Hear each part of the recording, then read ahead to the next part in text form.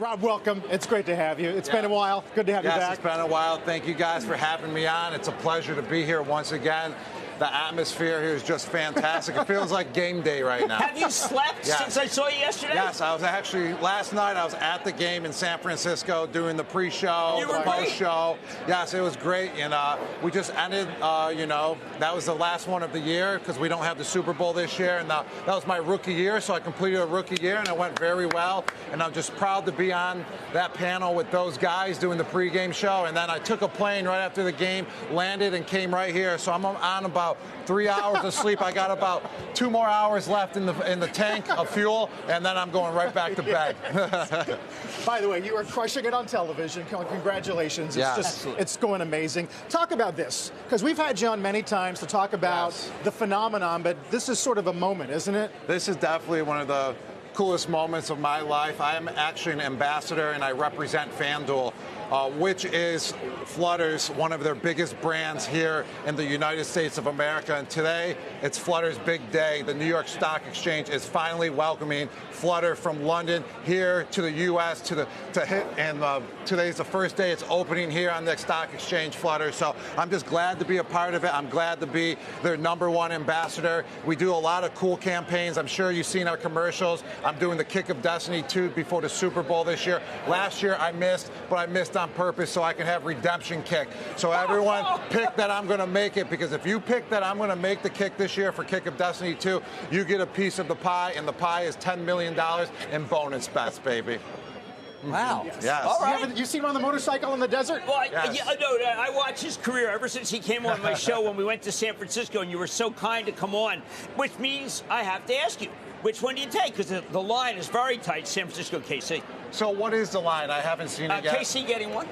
What, KC's getting one? Yeah. I think that's appropriate. I mean, it's going to be a great game. It's a Super Bowl rematch. What, they played 4 years ago? Yes. 4 or 5 years ago it was, if I'm correct. 2020? 2020. And San Francisco was supposed to win the game, but Kansas City came through. So it's a Super Bowl rematch. It's one for the ages once again, because San Francisco, they've been to the championship, NFC championships plenty of times, also to a Super Bowl, but they haven't won it all yet. Right. And Kansas City, there's a lot of talk about them that they couldn't do it again. You can't repeat 2 times in a row. It's really tough. They almost have a dynasty going. If they win, I'm sure they're going to start claiming that they have a dynasty. So there's big implications on both teams. It's going to be a great game once again. Now, you've got someone coming to the booth next year that we can't wait.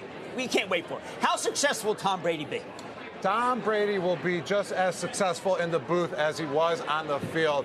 The guy knows the game of football like no other. He can break down a defense at any given time, at any given moment, even during his sleep. And then on the offensive side of the ball, he knows what player is going to do what guy's going to be open at what given time, where to throw the ball. He knows all the good stuff about the game of football, and it's going to be great that he's going to give that insight on TV for Fox, and he's joining his ex-teammates, myself and Julian Edelman as well, once in a while, as an analyst. So we can't wait. It's going to be so much fun. It's great to always get the band back together. And the TV stuff is just practice, right? The mechanics, the timing, that kind of stuff? Yes, you got to get used to it. And the TV stuff is live, So we strive when it's live. 4th and goal, you only get one opportunity as well. We love to be under pressure as athletes. That's when it brings the best out of us. So you got to also practice as well. Practice is key. You got to prep in order to be ready for those situations. Talk about how active are you when you bet? And how do you tell newcomers how to do it? Yeah, so what I love about FanDuel and Flutter as well is that they're all about gaming. They're the #1 online sports betting company in the whole entire world. And they love to do it responsibly as well. So you want to bet responsibly. There's no doubt about that. You don't want to be putting your whole check on the line, even though some people do, and then it gets really intense. But that's not the way that you're supposed to do it. You want to do it responsibly, and it intensifies the game that much more. I remember I betted on an NBA game last year, and I'm literally yelling at the screen every second for everyone to shoot a 3 and make it. So it just intensifies that game, and you're just so much more into it. So that's what I love about the aspect of it as well. And FanDuel, they're just #1. So if you're going to make a bet, do it at FanDuel. Now, I happen to love daily fantasy. I think it's one of the most exciting things in the world. So I got to ask you, do I take Kittle or do I take Kelsey?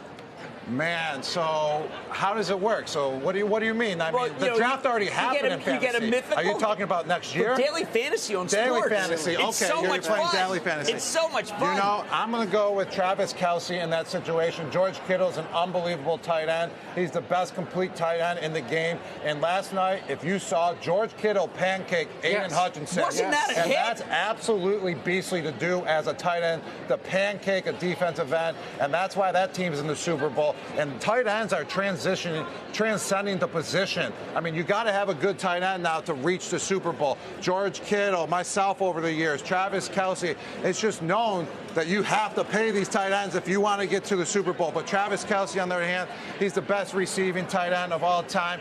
He showed up the last 2 weeks. He's putting up numbers, and he's going to be ready to go. He's already proved that he's already shown it that he can play in big moments. He's going to probably be the best guy to take for fantasy. Do you ever think that Mahomes could challenge Brady's GOAT status? I would say he definitely could challenge. If anyone could challenge Brady's GOAT status, it's definitely Mahomes. I mean, he went to 4 Super Bowls now. This is his 4th, and he's the quickest to ever do it in this span of time. And he's the youngest to ever do it as well, to get the 4 Super Bowls that quick. So Mahomes got a long way to go. Yep. There's no doubt about it. He's an unbelievable player. But to reach Tom's status, I mean, a lot of things have to go right.